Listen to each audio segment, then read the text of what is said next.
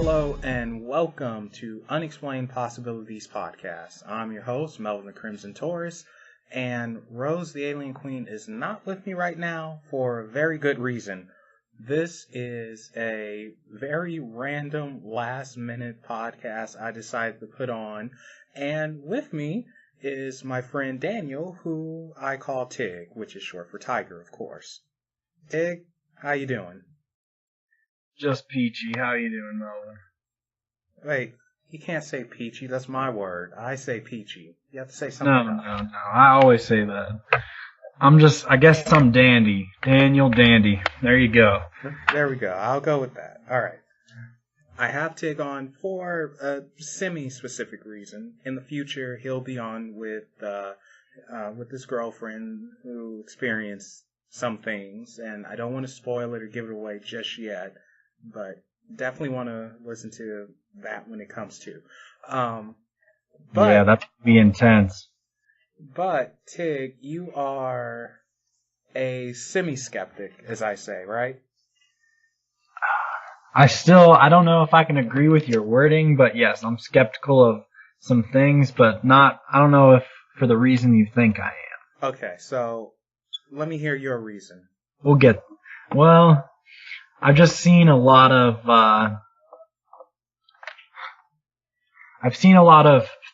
proof and theories, I guess. More theories than proof. I've seen a lot of theories against a lot of the things that you're not skeptical about, I guess I could say. And some of them are more believable than others, so that's why I guess I'm sort of skeptic about things. Okay, would a better word be, let's say you're open-minded skeptic. You're an open-minded skeptic. I definitely certainly believe in a lot of things, but there's just some things that are just too far out there, I guess. And I need to, be more open-minded and believe it. Well, I need more facts or more information. More proof. Yeah. Yeah, the hardest thing to get. I mean, well, it's true. Because, unfortunately, when you're dealing with paranormal, supernatural, it's either, you believe it, you don't believe it, you have to see it to believe it, or you'll believe whatever because you want something to be real so badly, you'll just accept anything. And that's always dangerous to me. I mean, yeah, that was a pretty accurate way of describing it, I guess. I don't want to ruin anything either, but after what we experienced a few weeks ago, I definitely am looking more out there and trying to find any kind of answer or proof, as I would call it. Not really proof, but more theories, more possibilities to explain certain things. So, one of the things, too, and I know this is more on the science side of things, DMT. You're a huge believer in DMT. Yes, definitely. And for people who don't know, what is DMT?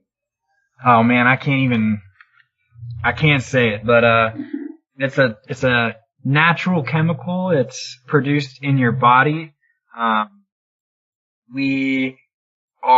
There's a theory out there that's just super plausible that is produced in your, oh man, I'm having a brain fart. I don't know. I actually wrote this down because, I was gonna do something on it, then things happened. Excuse me. Pineal gland. Yes, your pineal gland. Alright. Sorry about that. No, don't worry about it. So it's a natural chemical. It's, some theorize that it's made in your pineal gland, which is considered to be and has been considered to be for thousands of years by many different civilizations, your third eye, into other dimensions, other possibilities, your spiritual world, stuff like that. And it's also found in plants. It's a natural substance in plants. Well, from what I understand, all living organisms have it. They produce DMT. Yes. So, and I would love to pronounce this, but last time I tried, I butchered it. Dimethylcycl. This is what it is, folks. It's NNDIMETH. Dimethyltryptamine. Oh, look at you. Oh, smarty pants over here. Okay, I still can't say it. My buddy Ryan, he can say all those weird medical terms and words and stuff. But to be fair, he's going to school for that stuff. So that's still a pretty heavy word. But anyway, back to it. Yeah, so it's a type of psychedelic, and it's in the tryptamine family, and it's possible this is what gives us our ability to dream. But taking it a step further, what if we're not just dreaming, but we're seeing some sort of alternate reality or a different dimension or maybe a higher dimension? Yep. Basically, a gateway into something we couldn't see or reach in our natural state of mind, or I don't know, however you want to word that.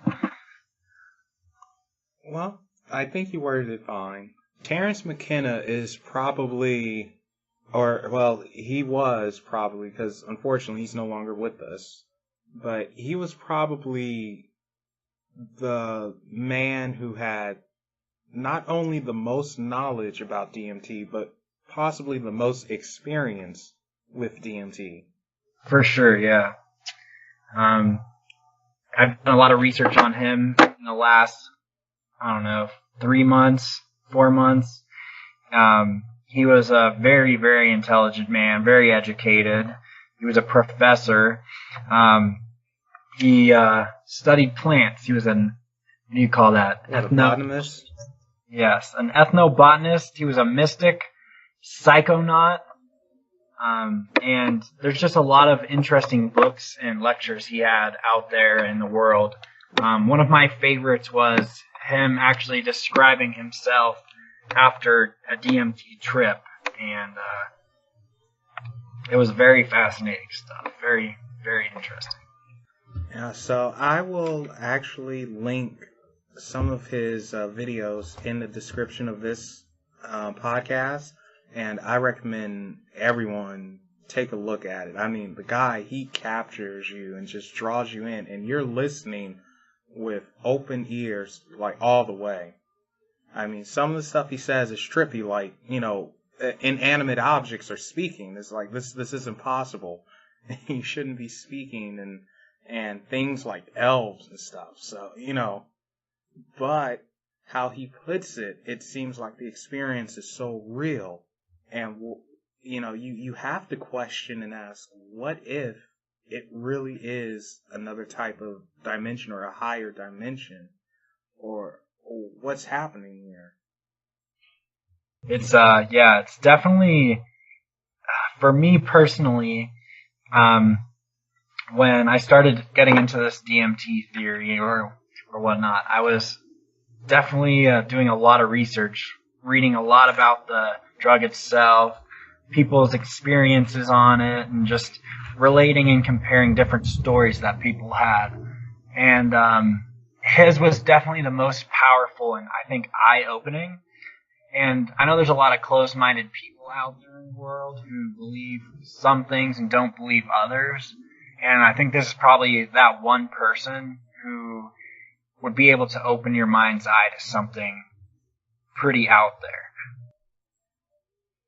The other thing, too, is it might be a connection with psychic prowess and DMT. At least in my opinion. I won't. Tig, that's not him speaking. This is me speaking after doing a little bit of extra research and trying to find a connection with that. But that will also be a future show. And I don't want to give everything away because I've spent probably, I would say, a month of my life currently just researching this and just getting it down, trying to understand it. It's huge. And the worst part is, You can talk about it, but you'll never understand it unless you actually try it yourself. Which is something I definitely am planning on doing. The problem is, though, I mean, it is such a hard trip. I mean, when it hits you, But yeah, is that something we should talk about? no, so we're saving that for a future show. But I will say, there aren't any side effects, right? The only one side effect that I found was it causes your heart rate to go really fast. Okay. And for us healthy folk who don't have any too serious health issues or whatnot, you shouldn't be any concerned about it at all. It's just definitely experience you if you're gonna try to keep your mind open and be around people just in case.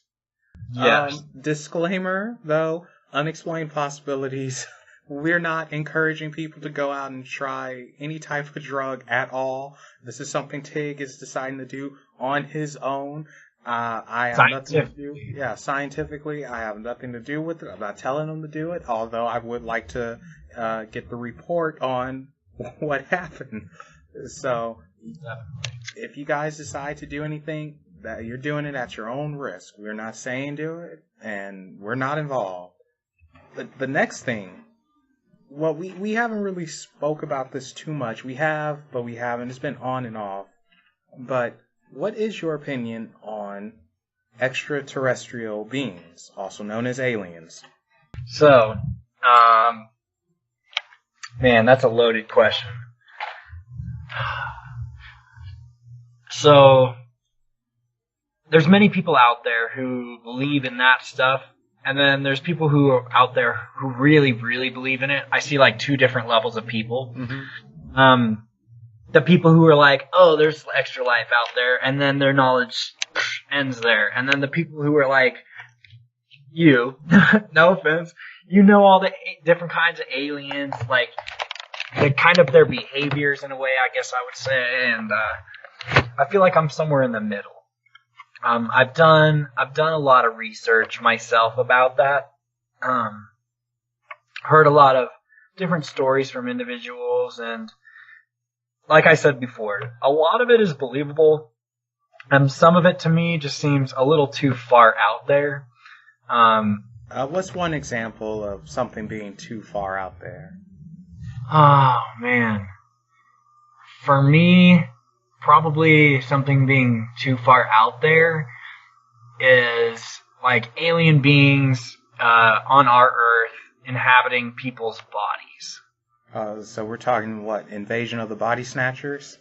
Sure, if that's what that is. No, you see, I'm somewhat a believer in that, but not all the way. I think there are visitors here. And I think they might be disguised as humans. I don't think they're like killing someone and taking over their body or anything like that and living their life.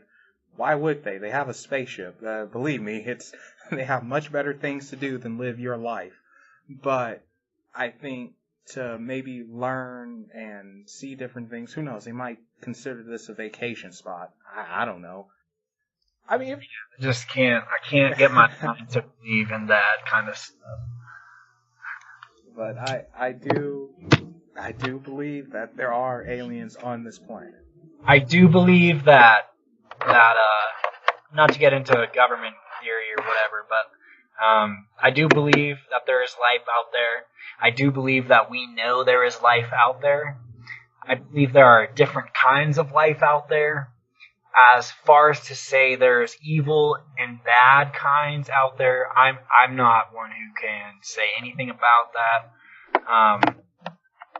I believe that people have had encounters, but again, some people's encounters I hear are just out there, man.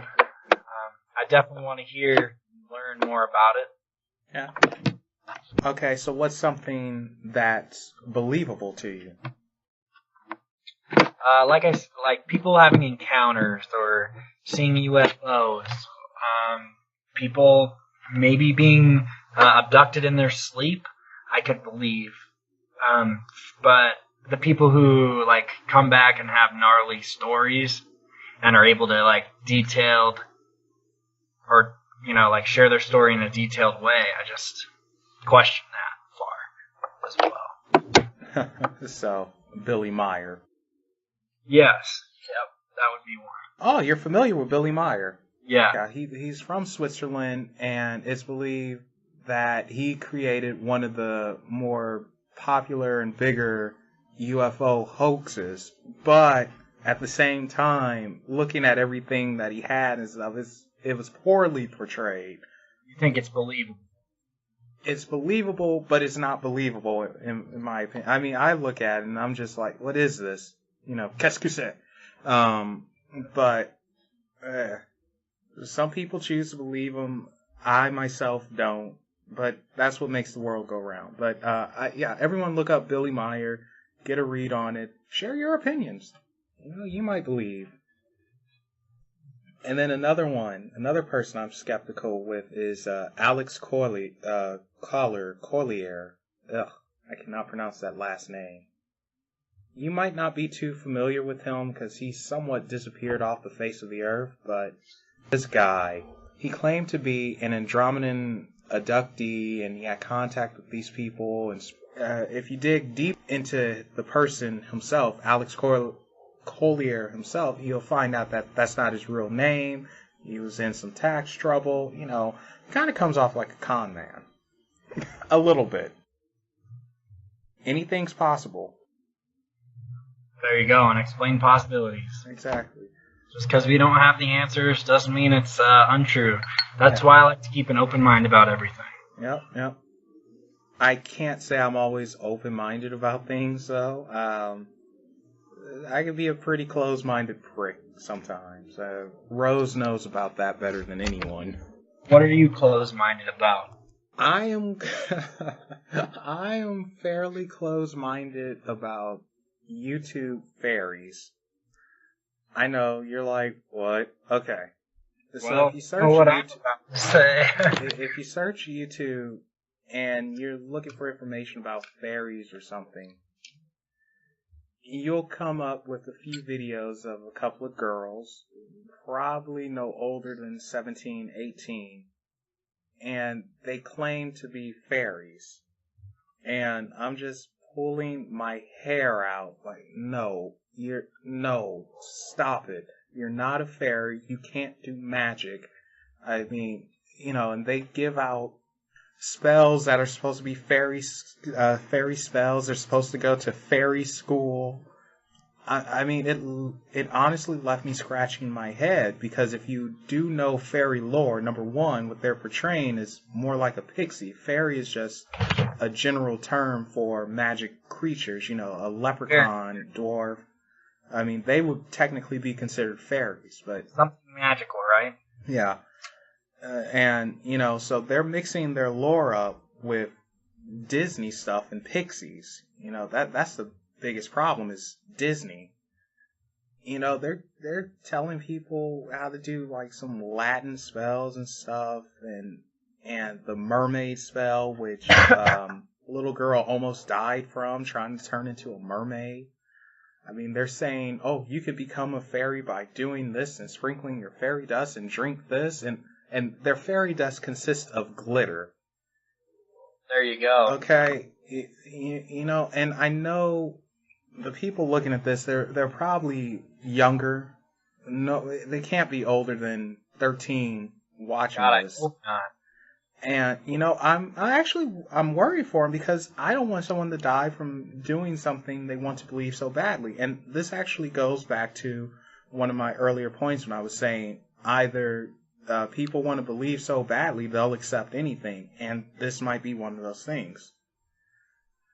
And it's honestly, it could be dangerous. So I'm very close-minded about that. That just, no. Okay. Not saying I don't believe in fairies or magical creatures. I mean, just that in particular. Just what they're portraying, no. But I am, since I'm on the topic, I am hoping to get Vicky from Vicky's Wiccan World back and talk about fairy lore and everything, because she has a channel dedicated to that, and she knows her stuff. So, and hopefully we could debunk a few things that those chicks are talking about. So, Tig, you a fan of fairies? Fairies. I think that's one of those things that I would have to really put my mind to, and say something just really horrible was going on, and just like something miraculous were to happen about it. I feel like there could be a fairies out there to maybe, I don't know, make something magical happen. But I view it in that kind of a way, not like how you would describe it, I guess. So you don't necessarily put a physical being as a fairy, but more or less. I think a fairy is more of like a energy in a way. I don't know if that makes sense. No, it does. And the cool thing about that is I've heard that fairies, again, we're going somewhere else, but try to bear with me here. I hear that fairies, since they are allegedly interdimensional beings or higher evolved beings, they could be portrayed as a type of energy. And, it's just in our mind, when we see it, we see something like a traditional pixie almost. I mean, of course, there's millions of stories that are wrapped around it, but yeah, I hear that they are energy-like beings. They're more like spirits than anything, and yeah, like spirits, and like nature spirits. Actually, that's a good example. That's a great example. Yeah. So you're a believer in nature spirits? One of those things that's more believable. Yeah, I feel like there's a lot more theory out there and stories that make that more believable. Okay. A few years back, these guys, they used to do Ouija board stuff. And I believe they were legit because they just weren't professional enough or smart enough to fake it. I know that's an insult, but it's also the truth.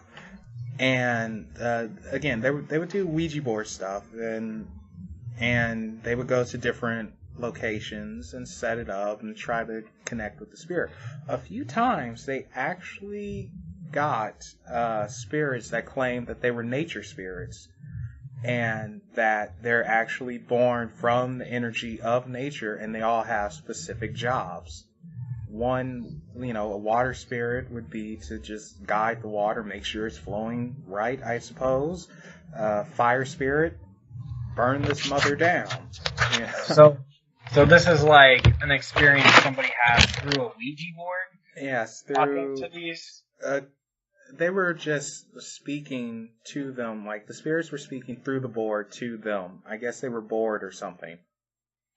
So I'm going to see if I can find those videos, and I'll link them to you. Probably won't put them in the description, guys, but I'll personally link them to you so we could talk about it, whatever.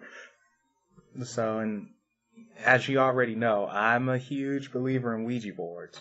Yes. I think that's something I'm a believer on, too. I've had a lot of personal, close people to my life tell me a lot of stories about them. My girlfriend included. She has a lot of stories she could share with you about Ouija board experiences. Oh, boy. We're going to have to get her on. Well, as you know, I had Darren Evans on. Yep. And his book just came out, The Zozo Phenomenon. I know he was telling the truth 100%. I believe him 100%. And Rose, she's had some run-ins. My sister, too. My sister. Yeah. You know what? I'm going to see if I could set it up and have another Ouija episode, but with everyone who's experienced something from a Ouija board. And I'm going to see if I could get Darren on. That would be so cool. That'd be a great episode. But yeah, Rose has actually had a run-in with Zozo, the Ouija demon. I don't know what that thing's up to. I don't know how it's everywhere at once. Or even if it's just one being. I mean, it could be multiple just using that name because, names have power. Yeah, so what are some of the experiences that your girl had with the board? Oh man, okay, so probably five 5 years ago, maybe a little more. She was hanging with a bunch of her friends. She has, I think, 3 different stories. One of them I remember the most was she was doing it with her friends, and nothing was happening, and all of them were talking. And one of her friends, in the middle of it all, got super quiet and stopped talking, stopped moving, and kind of just like all of her life left her, and she was just a body there. And Shay, my girl, was trying to talk to her and get her like to snap out of it or whatever. And the friend of hers stood up, ran out of the house, and Shay and her friends went out there looking for her, and eventually just found her sitting on a bench in a park, completely disoriented, had no idea how she got there, and Shay feels like she was almost taken over by something out of the Ouija board. Again, I don't know if that's a possibility. She said her behavior was just sporadic, and then she got really hostile. And Shay obviously tells that story a lot better than I do. But it was a story that really hit me, I think. Yeah, we're going to have to get her on and talk about that. You see, that's why I don't mess with those things. I never mess with them. I don't touch them. I don't look at them. I don't even bother. My friend, rest his soul, before he died, he was very spiritual. He always felt like his friends that he had lost were with him, turning on and turning his TV on, and constantly following him. And before he passed away, we were making jokes about I went to the graveyard when I went out there and using a Ouija board at the graveyard, and was so freaked out and said, "I'm out, don't do that, that's a bad idea." And probably ever since then, since he's passed, I haven't wanted to go near one. I feel like somehow he'll show up in one way or another. Yeah, the thing with Ouija boards is, the board itself is not evil. A lot of people think it's the board, it's evil, you need to burn. It's not the board. It's an inanimate object. It's not alive. But I've heard that more like cursed boards. I don't know if you know anything about that. Cursed boards? What is this? Well, let me finish my thought real quick and we'll get into it. Yeah, but the board, it's like a telephone. You don't know who's going to pick up on the other side. That's the thing. All right, so what is... I feel like since that was one of our last memories, that if I went and did that against his wishes, that he would pop up one way or another. Yeah. No, don't do that. All right, so what's a cursed board? So I've heard of really, these are stories I've heard. I've heard of like people finding really, really old Ouija boards locked away or wherever, kind of like something cheesy you would see in a movie. Oh, we're about this 100-year-old house and there's a Ouija board in the attic, kind of crap. But you know what? It's funny, but that's what happened to Darren. So, well, there you go. All right. No, but I've heard of people finding these Ouija boards, and they're really, really old. And when they take these Ouija boards to go use them, their lives and things around them start changing, and odd things start happening. And when they use the Ouija board, I don't know, I've heard of more bad things happening. More bad spirits, I guess you would say, being let out or doing harmful things through the Ouija board itself. Well, I suppose there could be spirits attached to the board itself. I mean, that's possible. That makes sense. Yeah, and they just travel along with it. You know, it kind of reminds me of Ed and Lorraine Warren. Are you familiar with the Warrens? No. They're husband and wife, and they were paranormal investigators, and they worked on major cases. As a matter of fact, The Conjuring and The Conjuring 2. They were the movies. Yeah, that's about them. What some of the things they investigate. Annabelle. Okay. That's another one. Amityville Horror. Okay. So yeah, they got around, and they actually have the Annabelle doll at the museum. Their museum. Creepy. Yeah, what makes it worse is it's a Raggedy Ann doll, not a porcelain doll like they showed in the movie. It's a big Raggedy Ann doll. But he was saying that spirits, they can attach themselves to certain things, and they'll pretend to be friendly or happy or whatnot, so they could manipulate you easier, so they can lower your guard and do whatever. Maybe drain your energy, try to possess you. You know, they're really smart. You could say. Yeah, well, especially demons. You see, demons. These things are thousands of years old. They're probably from some type of dimension we can't understand. And yeah, they're extremely smart. I mean, they could see into our innermost thoughts. They know what we're going to do before we do it. You know, they're manipulative. They know their mess. I mean, what would you do if you had a run-in with a demon? Crap my pants, man. I don't know. I don't know what I would do. That's not something I could just sit here and think about. I think I'd be terrified. Yeah, I mean, you I guess it depends on how they approached me, too.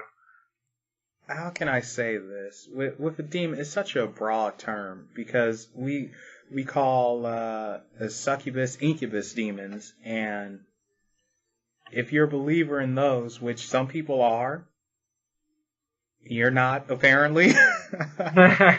Some people are. They say they're demons, but they're sexual spirits. They're not necessarily evil. We always consider demons to be evil, and part of that's thanks to religion. True that. I'm not a huge believer of good and evil. I'm a believer in actions and why you have these actions, and you either agree with them or you don't, but there's a reason behind them, whether it be from nature or whether it's taught to you. And so I think they're just doing what's in their nature, It's probably how they live. If you're some type of energy being and you need energy from other beings to continue living, you're going to do what it takes to continue to live. Wow, that makes sense. So I don't see them as inherently evil. I see them as just trying to survive the best way they know how. I guess I've never really heard it explained that way before, so that's definitely an interesting way to look at it. Yeah, it's different, but because you kind of have to look at it like people almost. It's so many different types of people in the world, and we're not all the same. And again, we use demon in such a broad and general sense that we forget that there are different types. Not all of them are the same. Yeah, so demons are it's different types, just like it's different types of people. You have some people who are just jerks, 100% jerks. You have some who are naive, some who are really cool. Even going further down, I mean, when we look at racists or just sexual deviants, womanizers, or feminists, you're not born that way. You have to be taught. So what's to say that it's not the same for demons? Wow, okay. Okay, what do you think is teaching these demons their actions, their behaviors, whether they're good demons or bad demons? Well, that is the million-dollar question. I mean, until we learn more about where they come from or how they even function, we'll never be able to answer that. I mean, maybe in the next world. We'll find out, but I'm assuming it's something that's stopping us from somehow transferring that knowledge over to where we are now. If you believe in, different types of realms and dimensions. Of course. Yeah, so, it must be some type of block that just won't allow that type of information to come through, or we're just not ready to hear it. Like, we're just too immature in this physical three-dimensional realm. Not ready for it in a way. So. That goes back to my DMT thing. I just feel like that unlocks the last bit of that mind or whatever to things that we couldn't reach or not handle in a regular level. Yep. Who am I to justify a regular level? Yeah, what is regular? What's normal?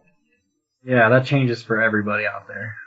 It is what it is, though. I hope to one day find out the answer, because Rose and I, we talk about this every now and then, and I've been speaking to Judy Carroll, the author of the Zeta Message, about certain things, and I'm a little different in how I approach the paranormal supernatural. Number one, when it comes to ETs, for instance, I'm interested in why they take people and stuff, but I'm more interested in their culture. What did they do for fun? Like, how does your government work?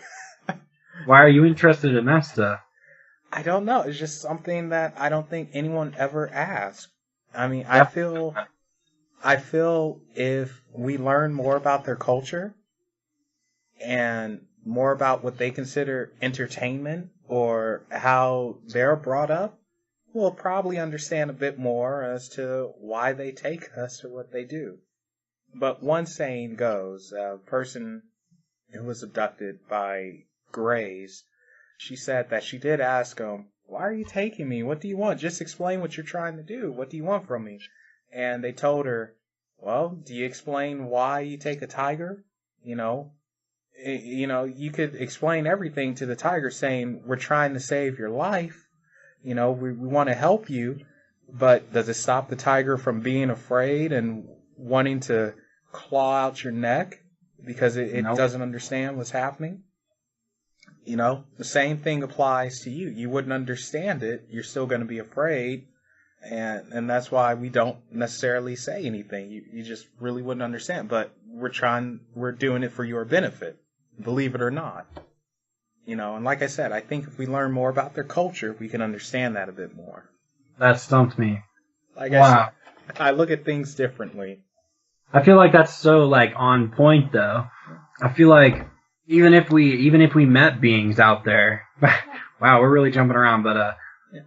Even if we met beings out there, I feel like we wouldn't know what to do as a human race. We assume, and I personally believe this too, we assume that they're far more advanced than us, and they're in their technology and communication and whatnot. And I feel like we aren't ready for that in any way. Like, what would we do with this knowledge? Exactly. And then we need to stop being so narrow-minded as well and thinking we're the only ones out there. This more so goes towards religion thing, which I don't want to get into because you'll get crazy. Yeah, you don't want to bring in religion to anything, me. But we really need to get out of that mind frame of we're the only ones out there, and we also have to get out of the mind frame that, yeah, we're not the only ones out there. There are other beings, and they're all superior to us. We need to stop that mindset as well, because this universe is huge. I mean, okay, let me look. All right, let's go from here. We have atoms. From atoms, Okay. we go to molecules. From molecules, we'll go to cells. From cells, we start going into some type of goo. From the goo, out What? walks... Huh? No, continue. Oh, from the goo, out walks some animals, and they start evolving and stuff like that. Then eventually we get to humans, and we're roaming around on this giant blue planet called Earth, which is a part of a solar system that revolves around this giant thing we call a sun, which is just a very, very, very, a very, very, very small part of a piece. Not even a piece. It's literally just a little poop stain of in the galaxy, filled with millions of other solar systems and stuff like that. I mean, we don't even know how many, which is part of a system of galaxies, which is in our universe, which is so freaking huge. And, and to think that the only beings out there are superior to us, or to think there are no other beings out there, it's just us, is ridiculous. There are developing, in my opinion, there are developing planets that are developing right along with us. Even more so. It's probably some moron right now talking to another moron about the same exact thing. And, and then you have to take into account, what if there are different dimensions? I mean, whether they be parallel or not. So it's a type of mindset we have to get out of. That's the only way we're going to advance. By number one, stop thinking we're so special. Number two, stop being pricks to everyone and thinking that we're all so very, very unique as individuals. We're not. I mean, we are from a thinking perspective, from a spiritual perspective perhaps, but overall physically, you have to eat, sleep, poop like I do. We're all human, and we have to remember that. And once we become one and just really start just putting away our differences and accept that, that's pretty much the only way we're going to move on, advance, and actually learn something. So, in you talking about the galaxy and whatever, here's a weird theory I've always had. People are made up of molecules, cells, atoms, and all that stuff. And all of that makes a bigger thing. So let's use an example. We're all filled of atoms, cells, and stuff, and that makes a human. What if our entire Earth or our entire solar system is just atoms and molecules and something much bigger? And you and I are just tiny, tiny little atoms and cells inside of something.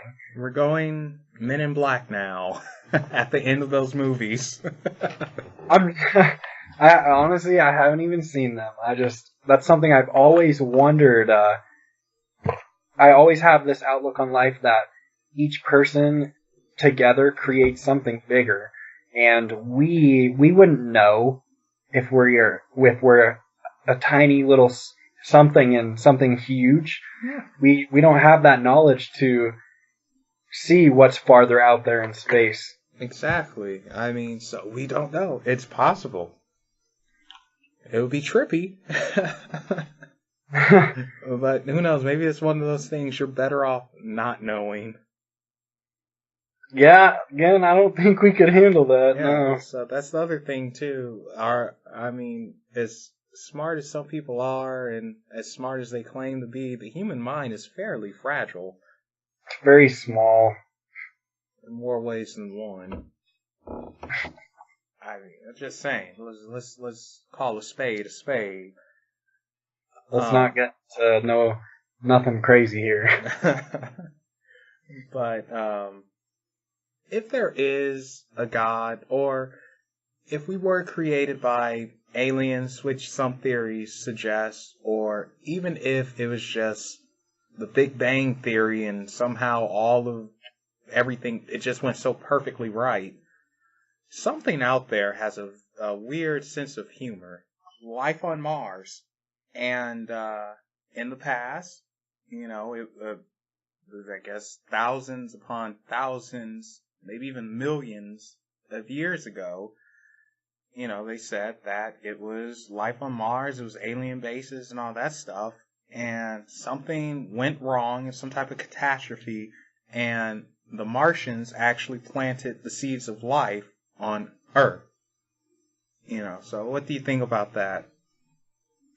Again, that was, like I told you earlier, one of a more believable story in some aspects.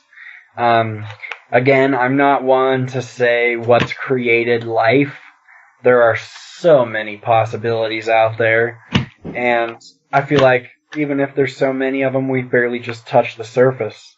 But as far as we know as humans, we have scientifically figured out that life is, if you're human, life is capable on Mars.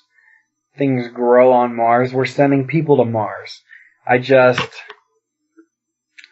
Man. It's just hard for you to see. It's just, I need more, I guess you call it proof. I need. It's understandable. It's just out there. But the good thing is we need folks like you that demand proof, because it makes folks like me work twice as hard to get down to the nitty gritty, and it rules out people who are just saying it just for attention or just to say it, I guess I'm skeptical on maybe what the catastrophe was, where people got the idea of something bad that happened, where they got that idea from. Yeah. Well, a lot of times when people can't explain something, they'll come up with the most interesting arguments sometimes. But usually the most acceptable is something went bad and that's why it doesn't work anymore. Or that's why it's gone. Even though it could be something way more complicated and convoluted. But, simple, something went wrong, everything was wiped out, but before it was wiped out, they planted the seeds of life here so we can continue on their legacy. So, why is such a disgraceful race the legacy of something so creative and so smart? Well, here's the thing, going even deeper, it's a chance. Sorry if that offended anybody.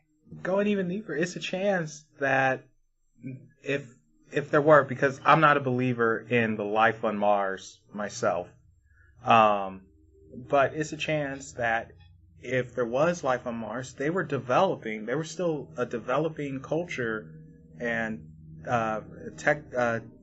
technology-wise like we are now, and they were planted there by another advanced race of or species of alien. Well, yeah, I don't know if you would say species or race. I'm not sure. Yeah, some other ETs, and that's when it happened. And they're the ones that took the seeds from their planet and popped them down over here.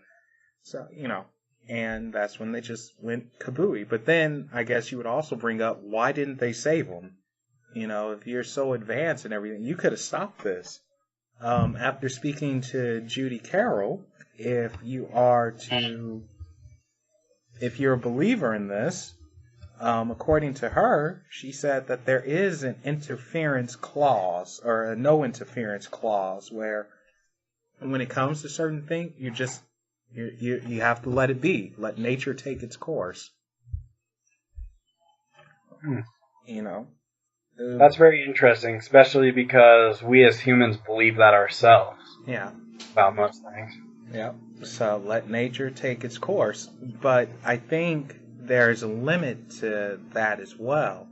Because once you reach a certain level of development and understanding, and once you start exploring, I think that's when they can interfere a bit more to see where you're going to head.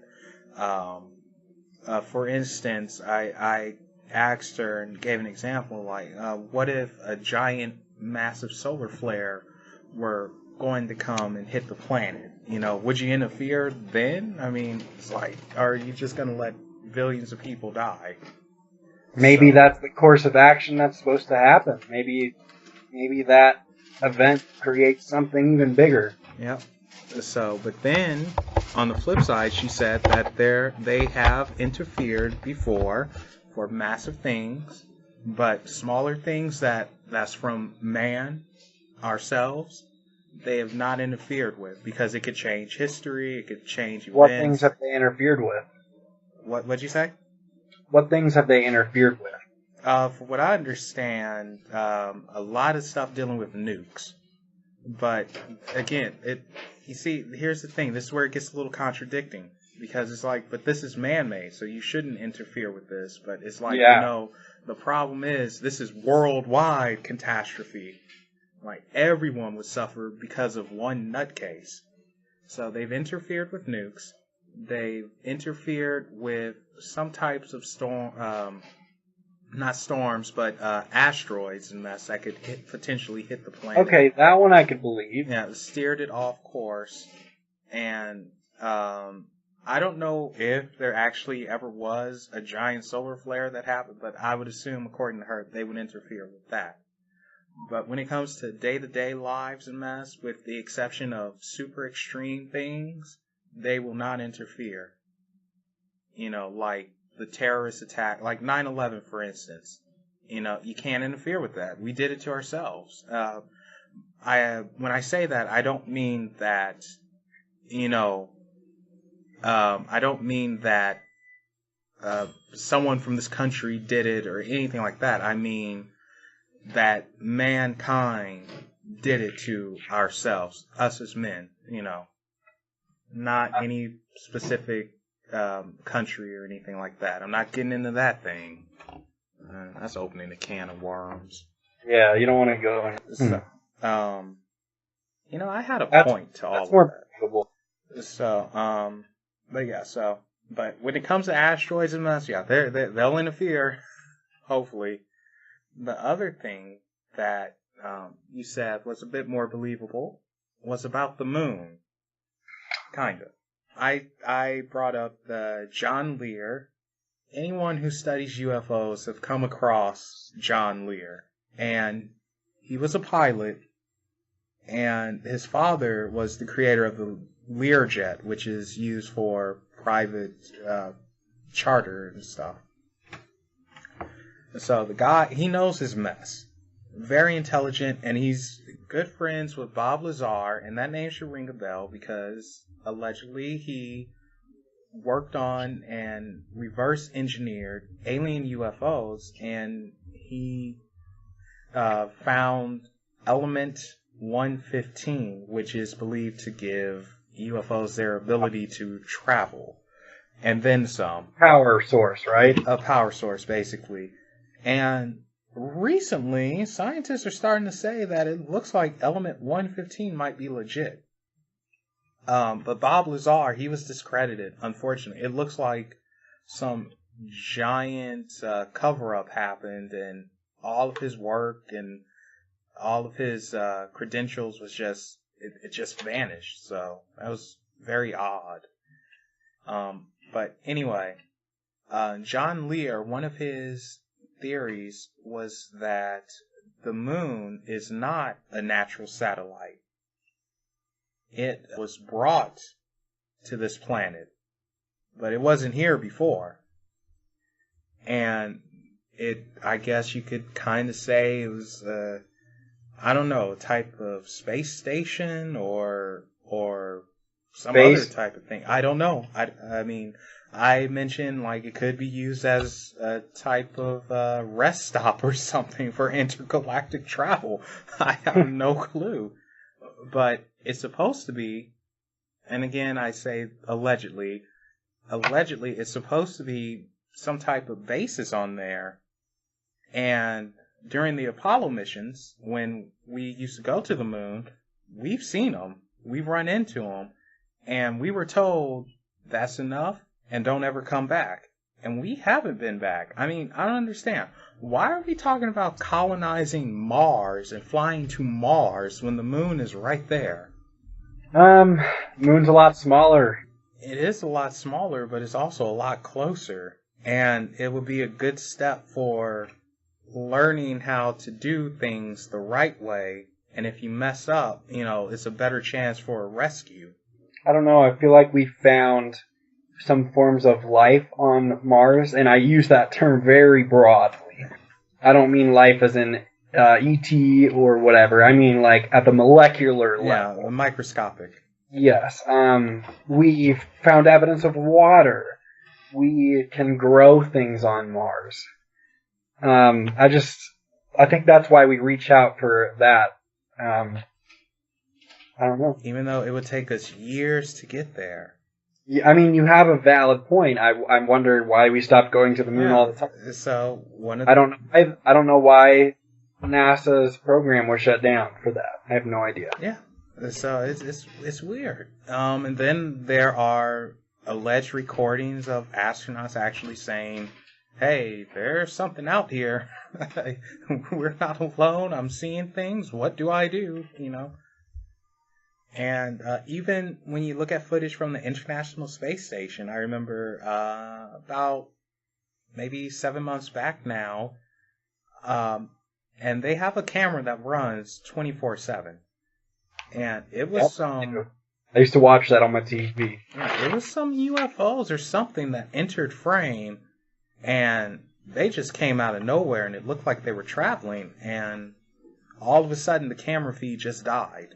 Very strange. I mean, it just left. Very strange. And what I want people to understand is when I say UFOs, it means unidentified flying objects. So don't automatically assume I'm talking about a spaceship or something.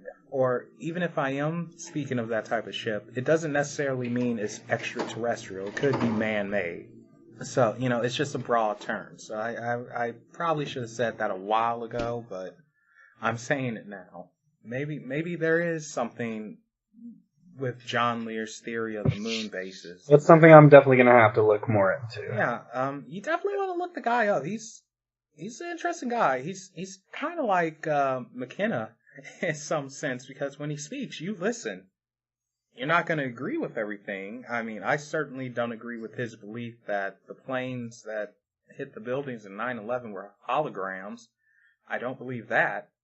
But I do believe, at one point he said he went to some type of event and like the Hollywood elite were there, politicians, and they were showcasing some type of new technology. He said Steven Spielberg was there. And mind you, he said this about 7-8 years ago. Actually, yeah, it was about 7-8 years ago. But that event, when he went there, it was about 3 years before he actually talked about it in an interview. So yeah, Hollywood, politicians, everyone, a lot of powerful people were there. And it's a speaker who's on stage walking back and forth talking about nothing. He said it was actually quite boring. And then he got into a bit about technology and holograms and all that stuff and said, believe me, the future is a lot closer than what you think. And John said the guy snapped his fingers and then he just disappeared. He was a hologram. They were using holographic technology for that entire duration, and he was blown away. And now that holographic technology is starting to become mainstream, and you're looking at it, it makes what he said a lot more believable, in my opinion. Because I saw Michael Jackson dance, I saw Tupac rap, I saw Whitney Houston sing with Christina Aguilera, even though they cut it from that show, but the footage is out there, and I'm like, it is possible they could have had that technology that long ago. I don't know, man. that one, it got me. At the time, I was scratching my head, but I always kept it in the back of my mind, because what if? Especially if he said Hollywood elite was there, like Steven Spielberg, You don't just say Steven Spielberg was at this event. I don't know if he was supposed to talk about this event or not. He certainly didn't care now. I mean, but yeah. Your opinions, Tig? I feel like there's a difference in the holograms he was talking about seeing Mm-hmm. and the holograms that we have here that you see. The level of detail and believing it, I feel, are like two different scales, personally. Yeah. I don't know. Just, that's a topic I really need to put myself out there for and try to read into and study on. Some people, they might be questioning, okay, well, if he knows all this stuff and the government secrets, then why isn't he dead yet, like so many others? Well, the thing is this. Number one, he says this is just what he believes. He can't prove it. Not about the hologram, but the alien stuff. He says he can't prove it. It's just what he believes, his theories. That's number one. And number two, he always says, if you want to believe it, that's cool. If not, that's cool. I would like to have a respectful conversation about it with you, And the other thing is, he's old. I mean, the guy is almost 90. So, if your government or anyone in power, you don't bother with someone who's super old because you just say they're senile and be done with it. I was gonna say, we are our own worst enemies, and I mean that in a way of our minds are so closed off that even if something were so 100% true, we're not going to believe it as a whole society. That's just not going to happen. Yeah, so, that's what it is. I spoke to former CIA back when I was in high school. Cool guy, Mr. Nelson. And, I was writing a paper called Parallel Dreams, and I was talking about, yes, even back then I was already this loopy. But it was talking about how in our dreams, if we were able to harness the ability to just awake and be aware we're in them, we might be able to peer into the future and see different choices and stuff and change time almost. And we were discussing this, and he said, "Oh yeah, let me tell you, time travel's real." And again, this isn't a guy who would make something up. He wasn't educated. Yeah, he was very educated. He's not someone who's just going to speak from his butt, and he certainly wasn't trying to do it with me because he saw me. I had a legit interest in just the unexplained, and yeah, we were talking. I was like, "What?"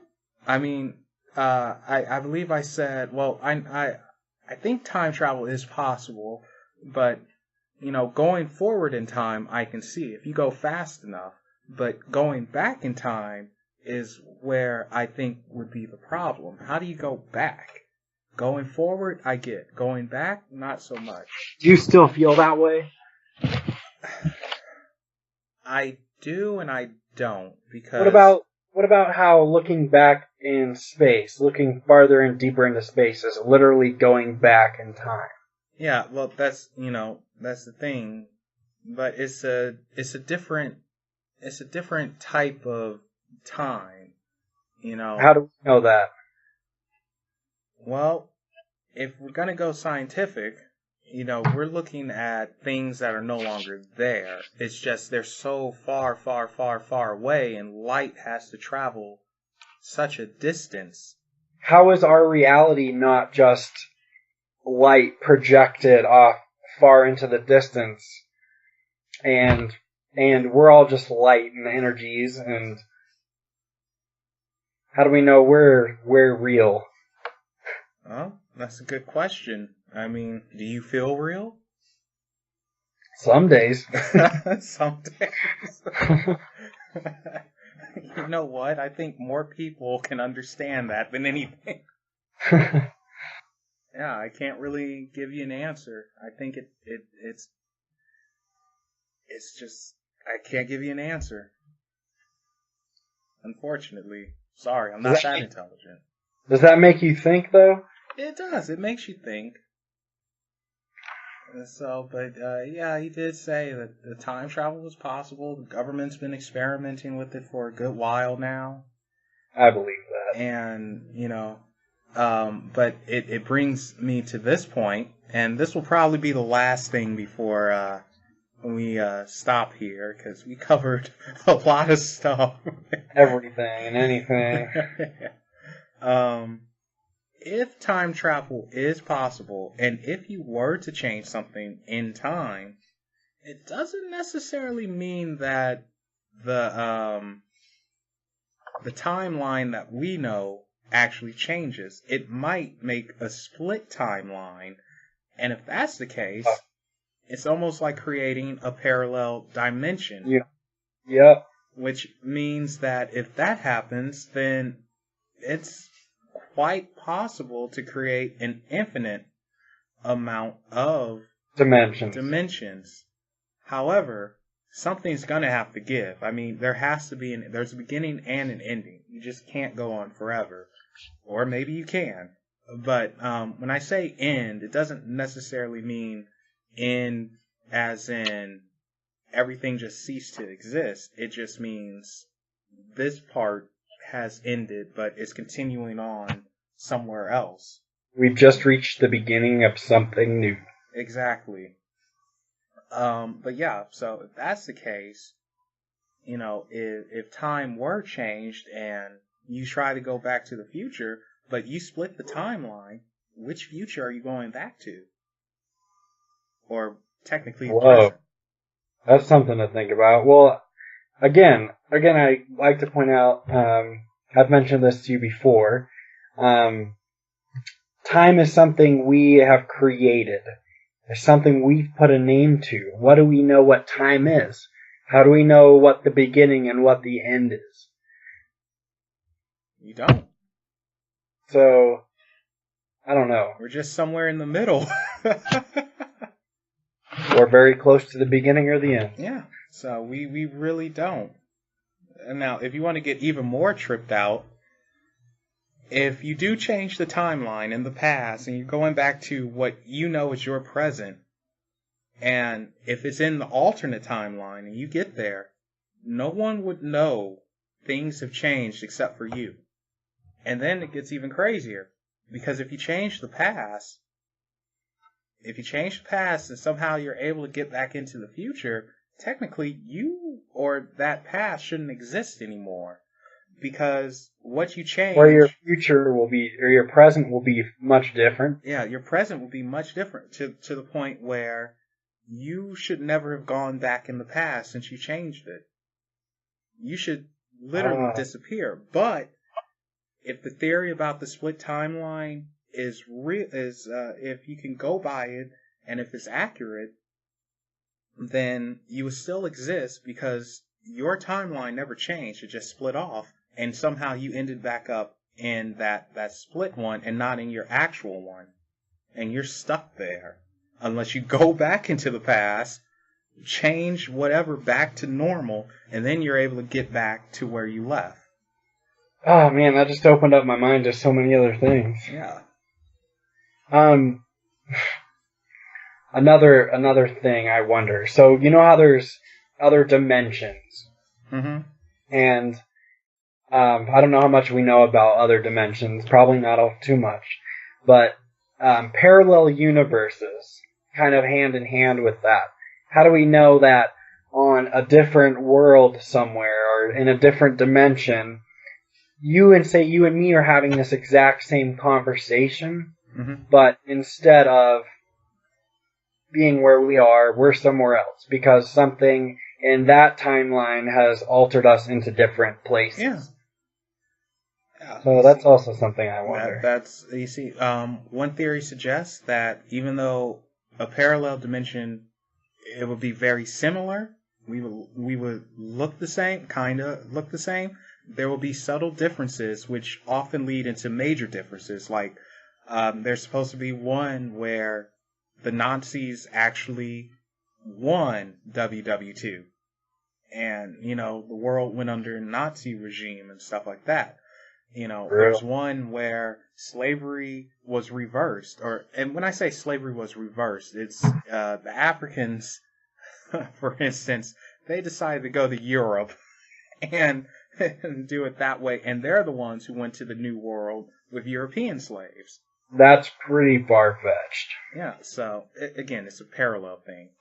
So, it's so many possibilities out there. So many things that just could be.